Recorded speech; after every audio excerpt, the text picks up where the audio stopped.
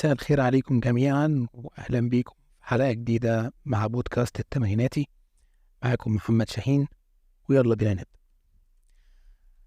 المتعارف عليه يا جماعة في رجاء العالم كله تقريبا إن الإنسان بيشتغل، ولما بيشتغل بياخد مقابل لشغله ده، فبيقدر يعيش ويتمتع ويحوش أي حاجة وكل حاجة ممكن تتعمل بالمقابل اللي بيحصل عليه ده.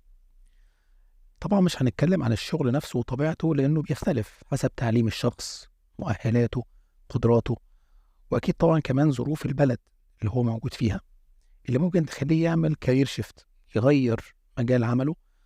ممكن يغير العمل دوت من حاجة ليها علاقة بمجال دراسته لحاجة تانية خالص. ده مش عيب، وناس كتير بتعمله في كل حتة مش في مصر بس.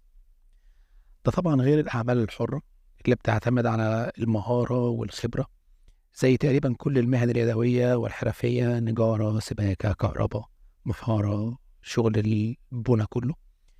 وكمان التجارة بكل أنواعها زي ما قالوا زمان التجارة شطارة. في كمان وظائف مش بتهتم بالتعليم أصلا أو إن يكون معاك مؤهل معين علشان تدخل في الوظيفة دي، زي التمثيل والكورة والغنى وغيرهم.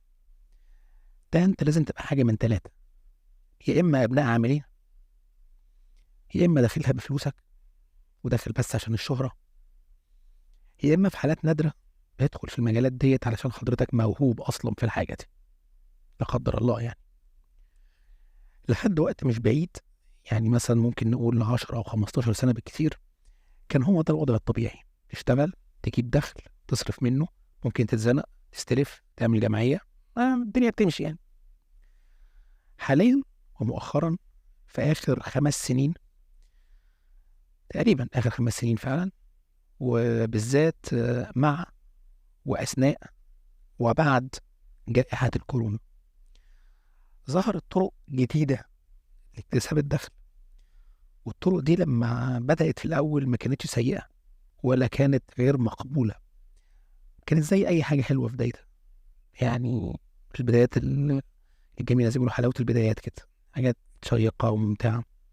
بس مع الوقت المستوى انحدر جدا لحد ما وصلت للقاع، ويمكن تحت القاع بشوية كمان. أعتقد معظمكم عارف أنا بتكلم عن إيه.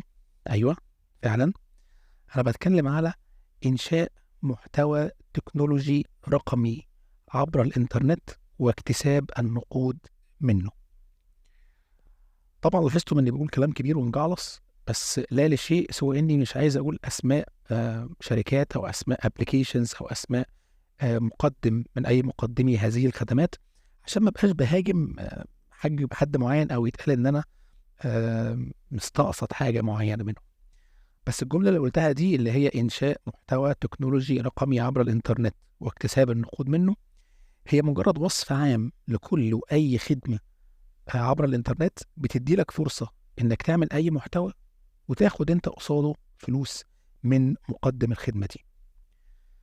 تعالوا نرجع سوا بالزمن كده شوية لبداية الكورونا، يعني تقريبا من 4 سنين، مع بداية 2020 لما كلنا كنا خايفين ومرعوبين ومترقبين إيه اللي هيحصل الخطوة الجاية. إحنا هنا في مصر خايفين، في حظر، طب في يعني نوع من أنواع التضييق على النزول، ركوب المواصلات، موضوع الغرامات بتاعت بقى الكمامات في الأماكن العامة والأماكن اللي بتتقفل في مواعيد معينة واللي بتتقفل خالص، المطاعم لما كانت بتشتغل دليفري بس. في نفس الوقت يعني فركة كعب نعدي بس المتوسط، بحر متوسط بس كده نعديه، كنا بنسمع عن آلاف الوفيات في إيطاليا وناس بتموت في الشوارع وحاجات فعلا كانت مرعبة. ومش في إيطاليا بس، طبعا في أوروبا بالذات إنجلترا، والخطاب الشهير بتاع رئيس وزراء إنجلترا في هذا الوقت يعني جونسون لما قال ودعوا أحبائكم، ودعوا حبايبكم. رعب. كلنا كنا في البيوت، ما قدامناش أي فرصة نتواصل مع بعض غير التكنولوجيا والمنصات الرقمية. في الوقت دوت بدأنا نشوف فيديوهات كتير ليها علاقة بالتوعية عن المرض وإزاي نحمي نفسنا منه، ولو لا قدر الله حصلت إصابة تعمل إيه. برضو كان في فيديوهات تانية بس جت في مرحلة لاحقة شوية، بعد ما العالم كله اتأثر اقتصاديا بقى في فيديوهات عن طرق التوفير في الأكل والشرب ومصاريف البيت، وإزاي نعمل أكلات معينة أقلل الاحتياجات أو أقلل الانجريدينتس اللي هي المكونات وهكذا. الحاجات دي كانت مفيده فعلا، ولحد هنا الموضوع فعلا كان حلو وناس كتير استفادت. وكمان كان في ناس بتعمل فيديوهات كوميديه عشان تخفف على الناس قلقها وتوترها.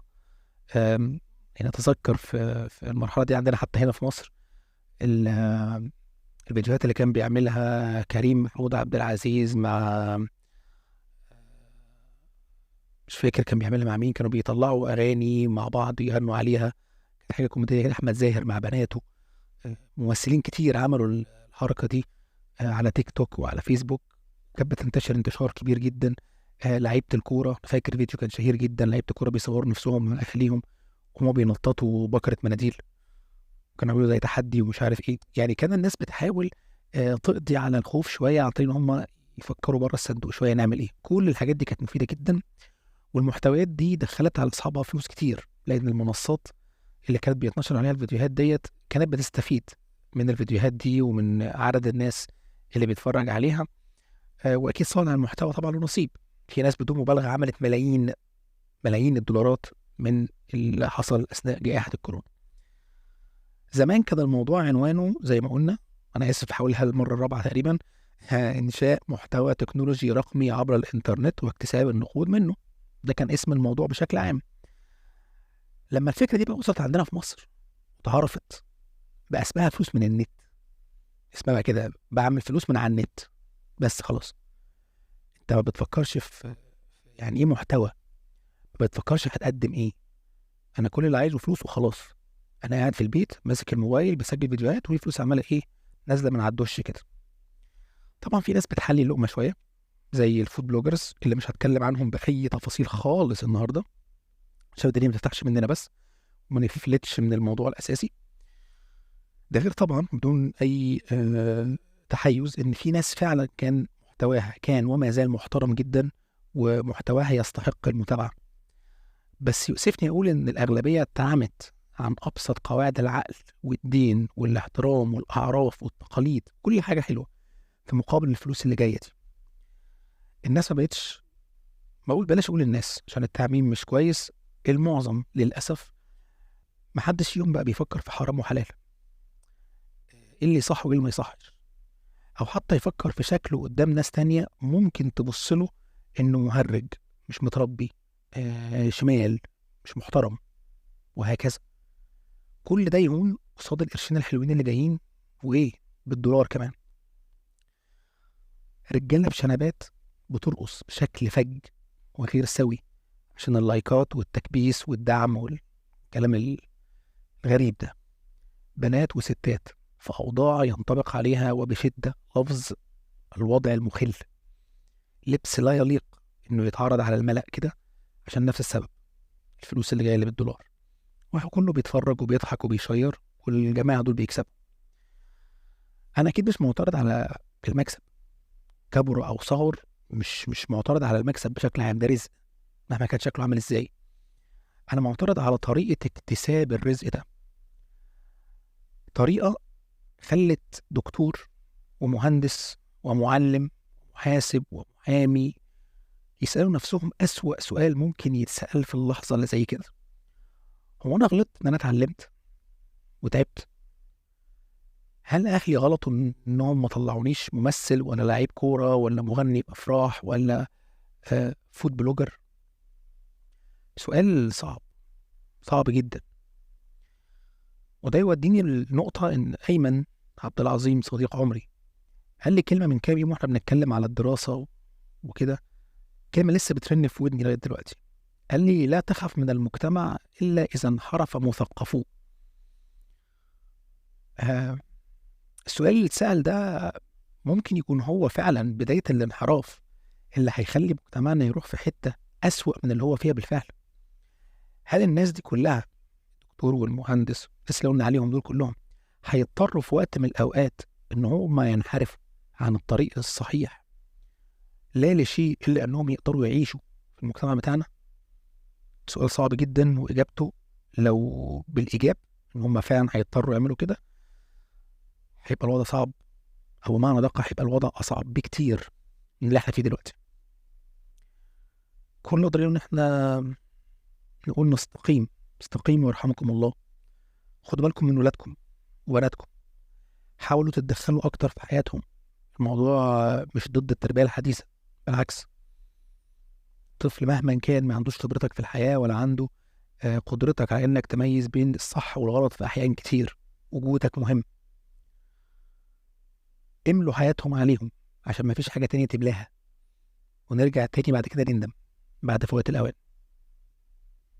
أتمنى إن ده يكون يعني جرس تنبيه صغير كده.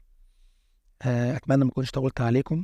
حلقتنا كده خلص النهاردة، ونشوفكم إن شاء الله الأسبوع الجاي بإذن الله. كنتم مع بودكاست التمانيناتي، كان معاكم محمد شاهين. إلى اللقاء.